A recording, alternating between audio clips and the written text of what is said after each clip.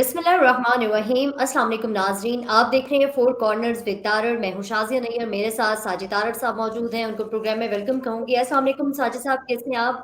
वालेकुम सलाम। Thank you Shazia. Sajid साहब, आज के प्रोग्राम में हम बात करेंगे जो सहाफ़ियों को पाकिस्तान में मसाइल दरपेश हैं, ख़ास तौर पे जो जर्नलिस्ट किलिंग हो रही हैं और जो लाइफ थ्रेट्स हैं उसके हवाले से। और अभी एक दिलखराश वाक़या पेश आया जो हकीकी आज़ादी मार्च है उसमें, उसके हवाले से बात करेंगे। इसके साथ साथ भारत के हवाले से बात करेंगे। रशिया से जो तेल खरीदा जा रहा है वो 23% इजाफा उसमें देखने में आया है। इसके साथ लॉन्ग मार्च के हवाले से भी हम बात करेंगे और ऋषि सोनक के हवाले से भी हम प्रोग्राम में बात करेंगे। और इसके साथ साथ अमेरिका की जो सियासी सूरत हाल है, मैं चाहूंगी उसके ऊपर कि आप अपना तज्जिया दें। सबसे पहले हम सहाफ़ियों के हवाले से अपना प्रोग्राम शुरू करते हैं कि पाकिस्तान में सहाफ़ियों को जिस किस्म के खतरात दरपेश हैं, ख़ास तौर पे जो जान के ख़तरे हैं, उसकी वजह से बहुत सारे सहाफ़ी मुल्क छोड़कर चले गए हैं। मोहित साहब के हवाले से भी खबरें सामने हैं कि वो पाकिस्तान छोड़कर चले गए हैं। साबिर शाकिर से खबर ही जा चुके थे। अरशद शरीफ साहब अपनी ज़िंदगी बचाते हुए यहाँ से गए, लेकिन अफसोसनाक सूरत हाल है कि वहाँ पर भी उनकी जान को उसी तरह से टारगेट किया गया जिसका खदशा यहाँ पाकिस्तान में जाहिर किया जा रहा था। ऑल्दो इसके ऊपर पाकिस्तान के जो हमारी ISPR हैं उनकी तरफ से एक डिटेल स्टेटमेंट सामने आई और फैसल वाडा की जानिब से भी एक प्रेस कॉन्फ्रेंस सामने आई। लेकिन जो ये वाक़यात तसलसल से जारी हैं सहाफ़ियों के खिलाफ, इसके ऊपर मैं चाहूँगी आप बात कीजिए। और इसके साथ साथ आज़ादी मार्च में जो सदफ जो कि चैनल 5 की रिपोर्टर हैं, बहुत मेहनती सहाफ़ी थी, जो हादसा उनके साथ पेश आया उसके ऊपर भी मैं चाहूँगी कि आप अपनी राय दीजिए। जी देखिए, अरशद शरीफ साहब के बारे में जितना भी अफसोस किया जाए कम है, लेकिन उनके चाहने वालों ने उनकी शहादत को बड़ा पलूट कर दिया है। ये जो इस वक्त हमारा मीडिया है, जो सोशल मीडिया, उन्होंने बजाय कि उनका एहतराम किया जाता, उनकी शहादत का जिस तरीके से वो बेचारे दर बदर होकर ठोकरें खाते हुए जिस तरीके से वो कीनिया पहुंचे, एक तो उनके चाहने वालों ने उनकी कोई सपोर्ट नहीं की। देखें, इतना खूबसूरत इंसान, इतना खूबसूरत सहाफी, जिस तरह के भी उनके आइडियाज थे, जिस पार्टी को भी सपोर्ट करते थे, लेकिन उनकी सर्विसेज फॉर जर्नलिज्म बेपनाह। लेकिन किसी ने उनको कोई वीजा लेने में हेल्प नहीं की। बल्कि यहाँ पे मैं ये भी बताना चाहूंगा कि पिछले दिनों में मैंने एक आर्टिकल पढ़ा है, आपके दानियाल अजीज के जो वालिद साहब थे, चौधरी अजीज साहब, उन्होंने एक सहाफी, उनके दोस्त थे, उनके ऊपर बहुत सारे मुकदमात थे, उन्होंने अपने घर के अंदर उसको पाकिस्तान में पनाह देकर रखी, किसी को कोई पता नहीं था।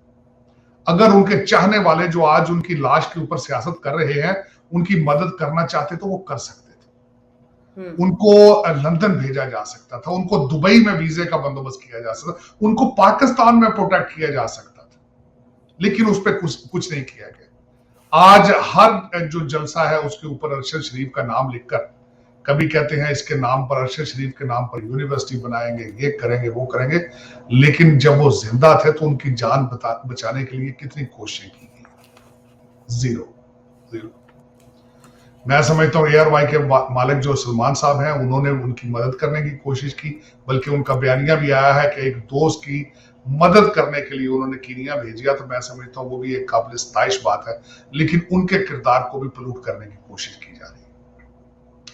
दूसरा शाज़िया मैं ये बताऊंगा कि जर्नलिज्म के हवाले से जी, ये पहली दफा नहीं हुआ, पहले हर दौर के अंदर निशाना बनाया गया है। हर दौर के अंदर पैमरा के कवानीन को तब्दील करने की कोशिश की गई। अबसार आलम साहब, तूर साहब, हामिद मीर साहब, अब देखिए किस तरीके से, ये आज की नई बात नहीं है, इसकी हिस्ट्री मौजूद है। सबसे ज्यादा जो आपके कंट्री के अंदर सहाफत को आजादी मिली वो एक डिक्टेटर के दौर में मिली, परवेज मुशर्रफ के। ये भी एक काबिल अफसोस बात है। आपकी एजेंसियों के अंदर, ISI के अंदर जो पॉलिटिकल विंग बनाया वो भुट्टो साहब ने बनाया, तो वो भी एक सियासतदान था। तो ये दर हकीकत आज अगर देखा जाए तो दुख के साथ कहूंगा कि पाकिस्तान में जो डेमोक्रेसी है, जमहूरियत है, वो दफन होती नजर आ रही है। और किन के हाथों में? आपके ब्यूरोक्रेसी, एस्टेब्लिशमेंट और आपके सियासतदानों के हाथों से। पहले तो इस वक्त जो सियासतदान है, मैं इनको सियासतदान ही नहीं समझता। मौरूसी सियासत है दुनिया की। आपकी पाकिस्तान की 2 बड़ी पार्टियों के अंदर मौरूसी सियासत है, वो भी जमहूरियत के खिलाफ है। और जो तीसरा तजर्बा किया आपकी एस्टेब्लिशमेंट ने, वो उसकी सियासत देखें। जहां उनके नंबर ठीक है वहां जमहूरियत ठीक है, वो असम्बलियां भी ठीक है। जहां जिस असम्बली में उनके नंबर ठीक नहीं है वहां पे वो जिहाद की तैयारी कर रहे हैं। ये सियासत नहीं है। जहां से सियासत शुरू हुई थी बरतानिया में, 3 महीनों में 3 उनके प्राइम मिनिस्टर चेंज हुए हैं, लेकिन उनका सिस्टम डीरेल नहीं हुआ। तो और उसका मैं मुआवजा करूंगा। अब खासकर इस लॉन्ग मार्च, मैं इसको लॉन्ग मार्च नहीं कहता, इसको मैं शाम की वॉक कहता हूं। रोजाना शाम को वॉक की जाती है, बिरयानी की पार्टी होती है, वही 8 साल पुरानी सीडी ऑन कर दी जाती है, चोर चोर डाकू और फौज को और एस्टेब्लिशमेंट को गालियां देकर रोजाना ये इवनिंग वॉक होती है 4-5 घंटे की। अब उसके बारे में मैं कहना चाहूंगा कि इसमें से हासिल किया जा रहा है क्यों, इसको स्पीड स्लो क्यों है? इसकी स्पीड स्लो होने की सबसे बड़ी वजह ये कही बताई जा रही है कि खान साहब आर्मी चीफ के समरी निकलने का इंतजार कर रहे हैं। वो इस्लामाबाद इतनी जल्दी में पहुंचना नहीं चाहते, वो पहुंचना तब चाहते हैं तब वो अपॉइंटमेंट मैच्योर हो जाए। तो ये आपकी सियासत है। इसको आप सियासत कहेंगे, आप इसको जमहूरियत कहेंगे? मैं तो इसको ना सियासत कहूंगा ना जमहूरियत कहूंगा। 21st century.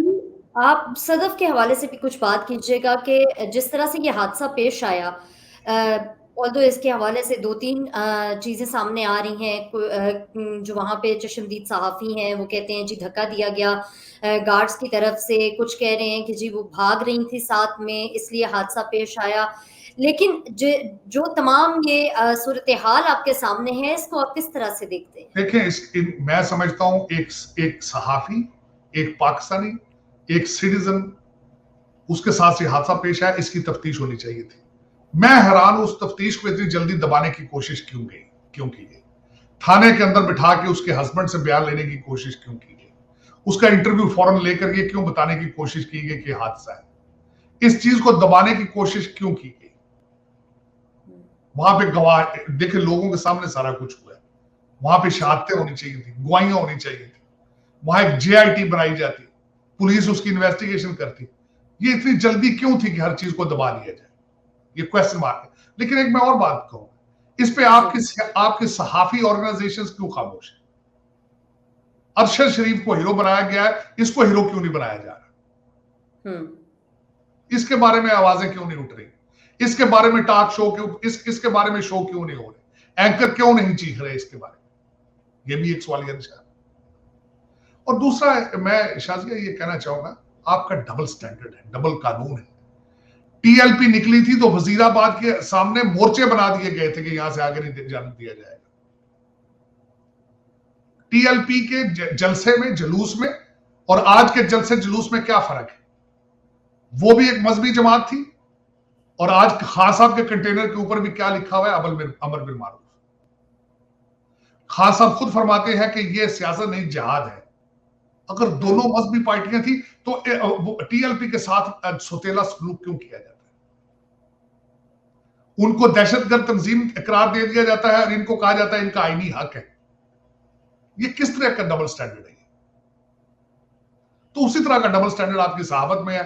एक अरशद शरीफ आपका हीरो है, उसके नाम पर यूनिवर्सिटियां बनेगी, और जिस खातून के बारे में कहा जा रहा है कि धक्का दे के नीचे दिया गया, उसके बारे में इन्वेस्टिगेशन भी नहीं करने दी जा रही, ये भी एक डबल स्टैंडर्ड है। उसके बारे में आपके सारे एंकर चीख कर प्रोग्राम कर रहे हैं, इस खातून के बारे में प्रोग्राम एक किसी ने नहीं किया, मैंने तो अभी तक नहीं देखा। तो ये एक डबल स्टैंडर्ड है हमारी सोसाइटी के अंदर।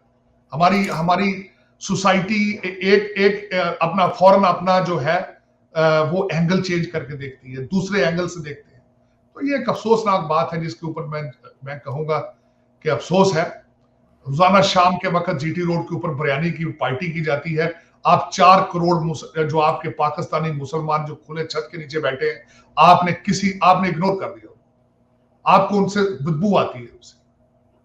लेकिन यहाँ पे GT रोड के ऊपर आप मुसलसल रोजाना शाम को जो है जलसा किया जाता है। जलसा नहीं किया जाता, मेरे ख्याल में स्टेज शो किया जाता है, नाच गाना होता है, कौम की बच्चियां नाच रही हैं, उनकी देख रहा हूं मैं, और साथ उनको कहा जाता है कि ये आप जिहाद कर रही हैं। मैंने अच्छा, मेरा क्वेश्चन लॉन्ग मार्च से रिलेटेड ही है नेक्स्ट, के लॉन्ग मार्च चलता कम है, रुकता ज्यादा है, और जिस तरह से हम माज़ी में भी देखते आए हैं, कंटेनर से धमकियों का सिलसिला भी तसलसल के साथ जारी है। इसके साथ-साथ मनपसंद तैनातियों और मनपसंद इंतखाबात की ख्वाहिश का इज़हार भी किया जा रहा है और रोज़ाना जो है वो खान साहब वापस लाहौर चले जाते हैं। तो ये तमाम तर सूरत-ए-हाल जो है, इसके ऊपर आप क्या कहना चाहेंगे? देखिए, सबसे ज़्यादा तशवीशनाक मैं समझता हूँ शाज़िया, कल का इंटरव्यू जो है वो कंटेनर से जो इंटरव्यू दिया और उन्होंने कहा कि मुझे मार्शल लॉ भी लग जाए तो मुझे कोई एतराज़ नहीं। ये सबसे ज़्यादा मेरे ख्याल में एक तवज्जो तलब चीज़ थी। और अगर आपके इस वक़्त मकबूल तरीन अमीरुल मोमिनीन जो हैं, उनका अगर ये ख्याल है पाकिस्तान के बारे में, तो ये इंतहाई दुःख के साथ कहा जाएगा। लेकिन ये कि मेरा ये लॉन्ग मार्च के बारे में जो मेरा एक जो ख्याल है, पीटीआई वाले भी पाकिस्तानी हैं, नून लीग वाले भी पाकिस्तानी हैं, एस्टेब्लिशमेंट भी पाकिस्तानी है, आपकी अदलिया भी पाकिस्तानी, लेकिन ये सब मिलकर पाकिस्तान के बारे में क्यों नहीं सोच रहे? अगर जो कुछ इस वक्त पाकिस्तान में हो रहा है उसमें नुकसान किसका है? पाकिस्तान का है। कोई एक पार्टी भी सोच रही है पाकिस्तान के बारे में? यहां मैं दुख के साथ कहूंगा कि जो हुकूमत एक लाचार हुकूमत है, जो 25 मील रेडियस के अंदर है, उनके भी 75 से ज्यादा इस वक्त वजीर बन चुके हैं। वो चाइना गई है अगर, तो जिस देखा है आपने वो किस तरह 100 के करीब लोग और पीआईए के जहाज भर के गए हैं, वो उनका जाना जरूरी था वहां पे। उसके अंदर जो वजीरों का एक शो किया गया है, सारे लोग जा रहे हैं, वो क्यों लेकर गए चाइना उनको सरकारी खर्चे पे? लेकिन दर हकीकत बात यह है कि कोई भी इस वक्त पाकिस्तान के बारे में नहीं सोच रहा, कोई भी नहीं सोच रहा। यही एक अलमिया है हमारे जैसे पाकिस्तानियों का, जो पाकिस्तान छोड़कर महाजर होकर बाहर बैठे हैं। लेकिन एक और मैं बात बताऊं, आप जो पाकिस्तान के अंदर महाजर बैठे हैं उनको भी धोखा दिया आपने पाकिस्तान बनाया ही नहीं है, आपने सिर्फ पाकिस्तान फाइलों के अंदर बनाया है, कागजी तौर पर।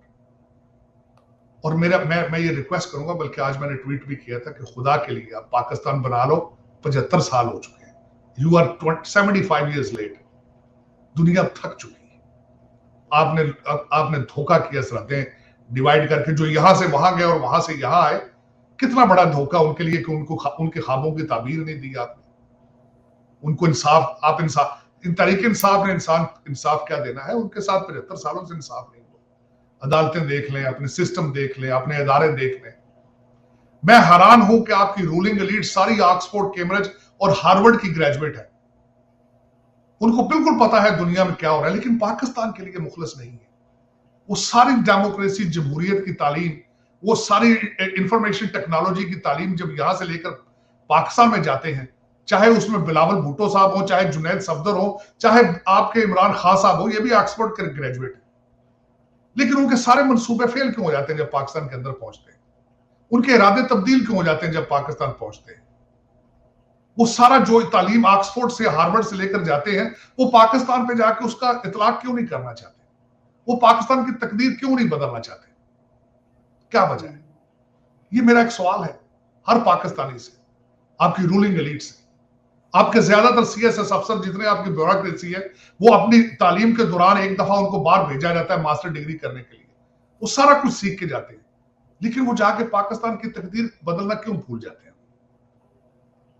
ये एक सवाल है, ये ओपन सवाल है पूरी सोसाइटी से कि क्या वजह है कि आज आप फेल तरीन एक नेशन है। आप आज आप दुनिया, आपका रिवर्स गेयर बंद क्यों नहीं हो रहा? आपके पड़ोसी मुल्क के अंदर, भारत के अंदर एक डायलॉग शुरू हो चुका है कि गूगल की मनापली को किस तरह तोड़ा जाए। इस वक्त वो दुनिया की हर बड़ी ऑर्गेनाइजेशन के सीईओ वो हैं जो चाइना से सारा बिजनेस भारत लेके जाना चाहते हैं, लेकिन आप कहां जाना चाहते हैं? ये क्वेश्चन है मेरा। आप अफगानिस्तान बनना चाहते हैं, आप सोमालिया बनना चाहते हैं, आप अपने मुल्क को खुद ही तबाह करना चाहते हैं? ये क्वेश्चन मार्क है कि आप सब पाकिस्तानी हैं। मैं नहीं कहता कि आप ज्यादा मुहिब वतन है। आप एक दूसरे के ऊपर क्यों ये इस तरह के गद्दारी की स्टैंपें दे रही हैं? इमरान बेटा, इरफान बेटा, आप इसको गद्दारी में डाल दो। ये क्यों हो रहा है? आपने अमर बिन मारूफ का नारा क्यों लगाया कि आप ही हक पर हैं, दूसरे सारे काफिर हैं, दूसरे सारे बातिल पर हैं, आप हक पर हैं? ये क्यों किया? आपने मुल्क को डिवाइड करने की क्यों कोशिश की है? क्या वजह? मेरे लिए बिल्कुल ये सारा कुछ एक ऐसा एक क्वेश्चन मार्क है कि इस वक्त जो कुछ भी आप कर रहे हैं, चाहे वो इस्लामाबाद वाली हुकूमत कर रही है, चाहे ये जीटी रोड पे बैठे लोग कर रहे हैं, ये हैं तो सब पाकिस्तानी। बिल्कुल। पाकिस्तान के बारे में क्यों नहीं सोचा जा रहा कि पाकिस्तान को किस तरह बचाना है? मुझे आज किसी ने ट्वीट किया, उन्होंने कहा जी हम पहुंच जाएंगे इस्लामाबाद तो फिर पाकिस्तान बच जाएगा। और यार आप 4-5 और उस्मान बुजदार ले आओगे, आप 4-5 और मुराद सईद ले आओगे। अब क्या आपके चेहरे 4 साल लोगों ने नहीं देखे? आपने अकाउंटेबिलिटी में एक पैसा नहीं लेकर आया अपना, जिन चोर डाकुओं के ऊपर आपका, फिर कहते थे नैप हमारे नीचे नहीं था, तो रिजाइन क्यों नहीं कर दिया आपने? फिर अगर आपके पास पावर नहीं थी तो आप 4 साल क्यों बैठे रहे गवर्नमेंट में? आप गवर्नमेंट का हेलीकॉप्टर क्यों उड़ाते रहे डेली बेसिस पे बनी गाला से इस्लामाबाद? जवाब दें कौम को इसका। आप अयाशियां करते रहे हैं कौम के खर्चों पे, लेकिन कहते हैं कि पावर हमारे पास नहीं थी। ये क्या मजाक है? आज की मैं बात बता देता हूं। खान साहब आज कंटेनर पे खड़े होकर कह रहे हैं कि मैं चोरों से डायलॉग नहीं करूंगा, मैं चोरों से बात नहीं करूंगा, मैं उनसे बात करूंगा जो इस वक्त जिनके पास पावर है। दूसरी तरफ उनका एक वजीर है, बड़ा खास वजीर है, उसने कहा जी नवाज शरीफ जो सारे ताने बाने नवाज शरीफ, सारी डोरे नवाज शरीफ के हाथ में, एस्टेब्लिशमेंट मानती है, नवाज शरीफ नहीं मान रहा। कैसा तजाद है? आपकी स्टेटमेंट कुछ और है, कंटेनर पे खड़े होते हैं कुछ और कहते हैं, नीचे उतरते हैं कुछ और कहते हैं। ये मेरा, लेकिन सबसे बड़ी बात, जो खतरनाक बात यह है कि आप कौम को डिवाइड करने में कामयाब रहे हैं। जो सबसे ज्यादा खतरनाक है कि आपको इन लोगों ने 21st सेंचुरी का पैगंबर बना दिया है, नौज बिल्ला। यह सबसे ज्यादा खतरनाक बात है। इसको सियासत की हद तक रहना चाहिए था, इसको जमहूरियत की हद तक रहना चाहिए था। इसको आपने जो मजहब का जो आपने इसको तड़का लगाया है, इंतहाई खतरनाक है। और साथ आपने जो गद्दारी का साथ एक और चूरन बेचा है, ये सबसे ज्यादा खतरनाक है। मैं कहता हूं जितना पीरियड आप, जितना नुकसान ज़ियाउल हक के बयानिए ने पहुंचाया था, आप भी ऑलमोस्ट उतना ही नुकसान पहुंचा रहे हैं पाकिस्तान को। इसको खुदारा डिवाइड करने की कोशिश करें, पाकिस्तान के बारे में सोचें, आप और कुछ ना सोचें। साजिद साहब, इमरान खान साहब के हवाले से बात हो रही है, तो मैं चाहूंगी कि उनके काले चश्मे के हवाले से भी आप कुछ बताएं, आपकी क्या राय है? और दूसरा ये कि इमरजेंसी और मार्शल लॉ के हवाले से भी ऑप्शन जो है वो उसके ऊपर बातें हो रही हैं, इस हवाले से आप क्या कहना चाहेंगे? देखिए, इस पर काले चश्मे के बारे में तो मैं समझता हूँ अगर फवाद चौधरी साहब ने उसके बारे में क्लैरिफाई करने की कोशिश की है। क्योंकि देखिए, मैं काले चश्मे के बारे में एक जरूर बात कहूंगा। दो चीजें, वेस्टर्न सिविलाइजेशन जहां से खासा पढ़ के गए हैं, रात के वक्त काला चश्मा पहनना और कमरे के अंदर सर के ऊपर हैट पहनना, इसको जहां से ये चीजें शुरू हुई हैं वो बड़ा मायूब समझा जाता है। इससे डबल माइंड जाते हैं, या तो कोई आपको आंखों की बीमारी है या फिर कोई डैश डैश डैश डैश है। अमेरिका जहां या बरतानिया जहां से ये काला चश्मा ज्यादा निकला है, वहां पे लोग शाम को जो चश्मा पहनते हैं उनकी आंखों की हालत दुनिया को दिखाने वाली नहीं होती। लेकिन उसके ऊपर फवाद चौधरी साहब ने कुछ उसको क्लैरिफाई करने की कोशिश की है। और देखें वो कहां तक लोग उसको बाय करते हैं। लेकिन मार्शल लॉ के बारे में जिस तरह मैंने आपको कहा है कि सारे लॉन्ग मार्च का अभी तक, पहले इन्होंने इदारों के अफसरों के नाम लिए थे, वो गलत बात थी। और इस वक्त इंसार अब्बासी साहब का एक आर्टिकल आया है जिसके बारे में मैं मेंशन करना चाहूंगा कि उन्होंने बिल्कुल क्लैरिफाई कर दिया है कि इस वक्त इमरान खान वर्सेस एस्टेब्लिशमेंट, इस वक्त दरमियान में से पीडीएम और सियासत को निकाल दिया गया है। अब दोनों फ्रीक आमने सामने हैं, और जिसमें सबसे ज्यादा नुकसान पाकिस्तान का है, क्योंकि वो अदारा पाकिस्तान की सॉवरेनिटी और सलामती का दामन है। और इस वक्त साहब डायरेक्ट बार बार उसको चैलेंज कर रहे हैं। अगले दिन उन्होंने 2 अफसरान के नाम लिए, वो भी ज्यादती थी। और आज जो इन्होंने कंटेनर के ऊपर बयान दे दिया कि मार्शल लॉ भी लगता है तो उन्हें कोई एतराज नहीं है, ये एक मैं समझता हूं कि बिल्कुल ही पाकिस्तान के लिए की सलामती के लिए, पाकिस्तान के फ्यूचर के लिए इंतहाई गलत बात है ये। लेकिन ये कि इसको किसी ने कंडेम नहीं किया, इसको भरपूर अल्फाज के साथ कंडेम करना चाहिए था कि इस तरह की चीजें अनएक्सेप्टेबल। साजिद साहब, बहुत कम अरसे में बरतानिया के 3 जो वज़राए आज़म हैं वो बदले गए। ऋषि सुनक साहब के हवाले से आप क्या कहना चाहेंगे? क्या वो जो बहरान वहाँ पर इस वक्त मौजूद है उससे निपट सकेंगे? देखिए, एक तो मैं ये कहना चाहूंगा कि ऋषि सुनक साहब जो है, एक तो कंजर्वेटिव पार्टी से वो अपना बयानिया कुछ लेके आए हैं। लेकिन आज मैं जिस रेफरेंस से बात करना चाह रहा था ऋषि सुनक साहब के हवाले से, देखिए इस वक्त सारी दुनिया को पता है कि उनका बैकग्राउंड जो है वो गुजरांवाला से था। उनके एंसेस्टर, उनके जो दादा रामदास थे, वो 1930s में यहां से प्री पार्टीशन चले गए थे, अफ्रीका शिफ्ट हो चुके थे। मुझे इस बात का अफसोस इस बात का ये होता है कि इसमें सबसे ज्यादा फख्र वाली बात गुजरांवाला के रहने वालों को होनी चाहिए थी। गुजरांवाला में जश्न मनाने चाहिए थे कि वो ही सन ऑफ द सॉइल, लेकिन उस पे भी हम लोगों ने अजीब अजीब बातें की है। ऋषि सोनक को डिसोन किया गया है। और मैं इसके साथ ये रेफरेंस भी, बल्कि जावेद चौधरी साहब के आर्टिकल में इस चीज को उन्होंने एक अपना विला लिखा, उसके बारे में उन्होंने मेंशन किया कि किस तरीके से डॉक्टर इस्लाम साहब, जो कि फिजिक्स के एक नोबेल प्राइज याफ्ता थे, वो पाकिस्तान, वो और उनका खानदान किस तरीके से पाकिस्तान से भागा, लेकिन इटली ने उनको ओन किया और उनके नाम पे इटली में एक फिजिक्स रिसर्च सेंटर बनाया। फिर उन्होंने उसी आर्टिकल के अंदर लिखा है किस तरीके से कायदे आजम साहब ने जब पाकिस्तान बनाया तो उस वक्त पहला वजीर कानून जो था वो हिंदू थे। फिर उन्होंने उसमें सर जफरुल्लाह खान साहब की बात की कि वो एमडी थे और मिनिस्टर थे कायदे आजम साहब की कैबिनेट में। तो मेरा मकसद जो कहने वाला था कि हमें इन चीजों से अबव होकर सोचना चाहिए। आप इंसान पहले पैदा होते हैं, मजहब आपको दिया जाता है। लेकिन ये, बल्कि मैंने अगले दिन यहां पे मेंशन करना चाहूंगा कि पाकिस्तान के एक हिंदू पाकिस्तानी ने एक ट्वीट किया है कि शायद कभी दिन वो जिंदगी में पॉसिबल है कि पाकिस्तान का प्राइम मिनिस्टर एक हिंदू हो। मैंने उसको रीट्वीट किया था। होना चाहिए उसकी एबिलिटीज पे। जब डेमोक्रेसीज मैच्योर हो जाती हैं तो वहां ऋषि सोनक साहब जो है वो प्राइम मिनिस्टर बन सकते हैं। ये जमहूरियत की मैच्योरिटी की बात है। खान साहब जो कि बहुत एक कहते हैं कि नए पाकिस्तान का ख्वाब लेकर आए थे, ये एक अपना फाइनेंशियल एडवाइजर को साथ लेकर आए थे, बाद को इन्होंने उसका कादियानी होने की वजह से उनको अपनी कैबिनेट से निकाल दिया था। मैं जिसका बहुत बड़ा नाक़िद हूं। मजहब आपकी पर्सनल चीज है, पाकिस्तान नेशनैलिटी और बहसीत इंसान ये पहली चीज है।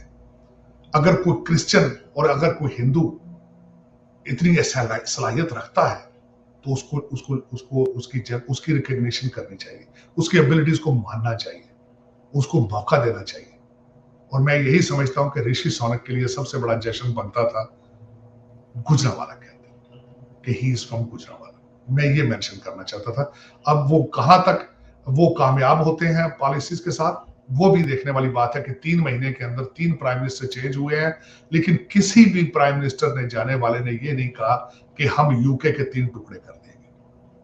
किसी ने ये नहीं कहा कि हम धरने दे देंगे, हम लॉन्ग मार्च। आप देख रहे हैं कि बोरिस येल्सिन किसी लॉन्ग मार्च की तैयारी कर रहा हो सकता है अगले महीने ऋषि सोनक साहब भी चले जाए, लेकिन सिस्टम डिरेल नहीं होगा।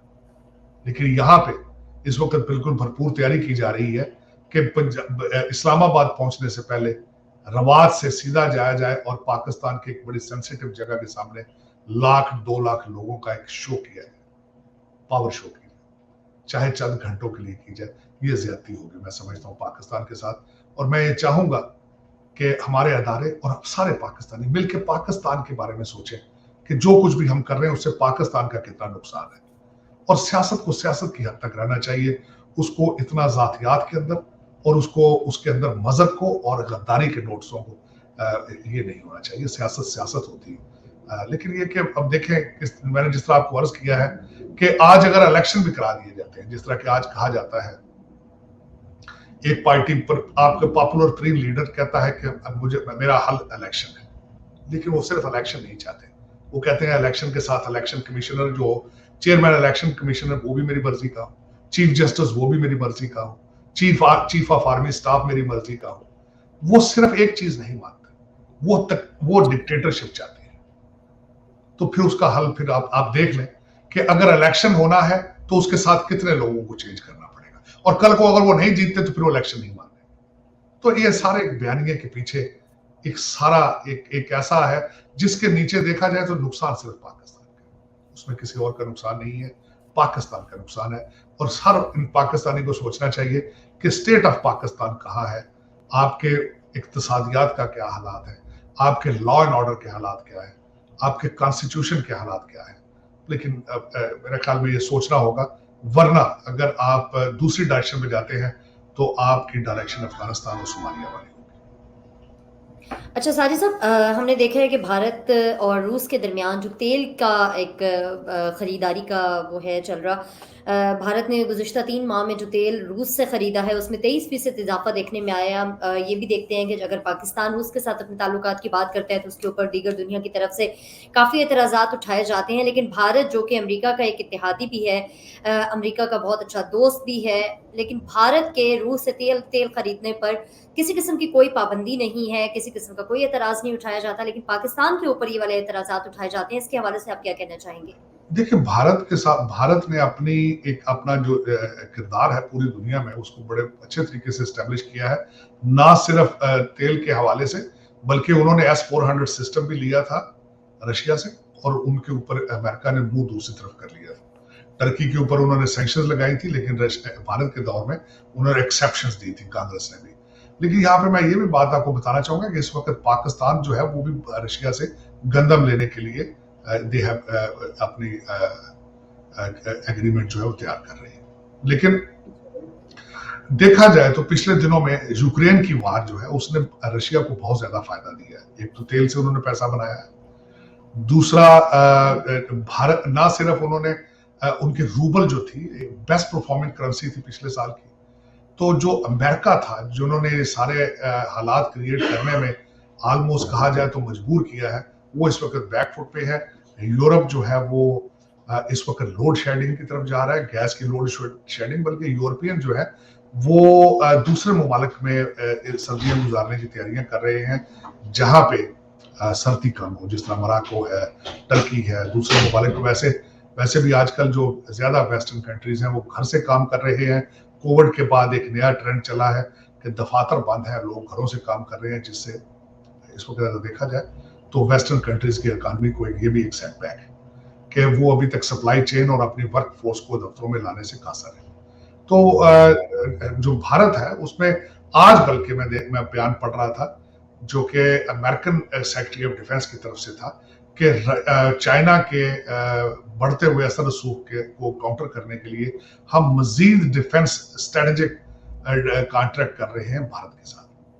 तो ये भी जिस तरह के अमेरिका और भारत के बढ़ते हुए रिलेशनशिप जो है वो दिन ब दिन मजबूत होते जा रहे हैं। और यहाँ पे जो मैं एक और चीज मेंशन करना चाहूंगा कि इस वक्त हाउस में रिपब्लिकन आ रहे हैं और सेनेट में भी रिपब्लिकन आएंगे, तो जो एक दोस्ती का हाथ पाकिस्तान की तरफ बढ़ाया गया था उसका क्या फ्यूचर होगा। आपने पिछले दिनों में देखा होगा कि हमारे कई बाअसर शख्सियात ने अमेरिका के दौरे किए थे और एक ऐसा तासर दिया जा रहा था कि शायद पाकिस्तान के अमेरिका के रिलेशनशिप जो है वो मजीद बेहतर से बेहतर होंगे। ये एक दोबारा एक सवालिया निशान उठ चुका है कि अगर बाइडन एडमिनिस्ट्रेशन कमजोर हो जाती है, हाउस और सेनेट में अपनी अक्सरियत खो देंगे, तो वो जो पाकिस्तान के साथ जो वादे उन्होंने किए थे, जो हाथ आगे बढ़ाया था, उसका मुस्तकबिल क्या है। बिल्कुल, इसी हवाले से मैं आपसे क्वेश्चन भी करना चाह रही थी कि अमरीकी जो सियासी सूरत हाल है उसके हवाले से भी हमारे नाज़रीन को ज़रूर बताइए कि वहाँ पर क्या सूरत हाल है, मिड टर्म इलेक्शंस की क्या सूरत हाल है, और पाकिस्तान से किए गए जो वादे थे उनका क्या बनेगा अगर एडमिनिस्ट्रेशन चेंज होती है, कुछ चेंजेस आती हैं, तो वो किस तरह से इफेक्ट करेंगी? देखिए, अमेरिका के अंदर जो मिड टर्म इलेक्शन है every second Tuesday of November में होते हैं। तो इस साल मेरे ख्याल में 8 नवंबर को मिड टर्म इलेक्शन होंगे। आजकल आप हफ्ता 10 दिन रह चुके हैं।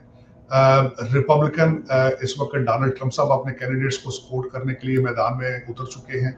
दूसरी तरफ बराक हुसैन ओबामा साहब और उसके बाद जो बाइडन साहब मुसलसल ब्लू स्टेट्स, जिनको कहा जाता है कि डेमोक्रेट स्टेट्स हैं, रेड स्टेट्स जो कि रिपब्लिकन समझी जाती हैं, अपनी अपनी स्टेट्स के अंदर निकलकर अपने आप मैंडेट की कैंपेन कर रहे हैं। इस वक्त मुसलसल देखा जा रहा है कि 20 से 25 सीटें रिपब्लिकन जो है हाउस के अंदर गेन करेंगे और सेनेट के अंदर भी मुकाबला सख्त है और तवक्को की जा रही है कि सेनेट में भी रिपब्लिकन आएंगे।